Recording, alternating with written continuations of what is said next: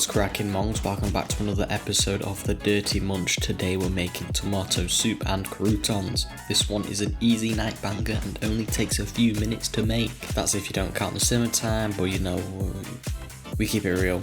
I'm starting off chopping 3 cloves of garlic, chopping them into small pieces. It doesn't really matter about the size because we're going to be blending this soup anyway. And the last bit of prep will be rough chopping a small to medium size onion. Over a hob we're going to heat some butter, then add in our onions and a pinch of sugar, frying on a low heat until we're beginning to see some caramelization. Once browned we're going to add our garlic and a teaspoon of oregano, and we're going to saute until fragrant.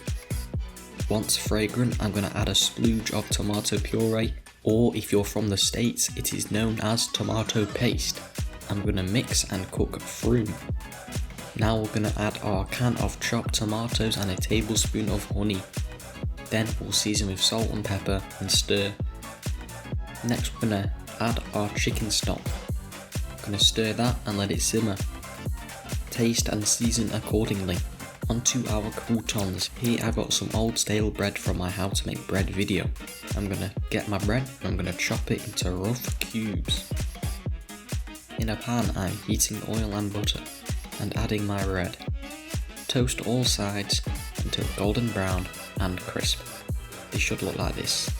After waiting an hour or more, the tomato soup should be finished and the flavours should be combined. Taste and season again. Now I'm going to transfer my soup to a jug and then to a blender, where I will pulverise until smooth, and now I will go back over to my workbench with my fresh tomato soup.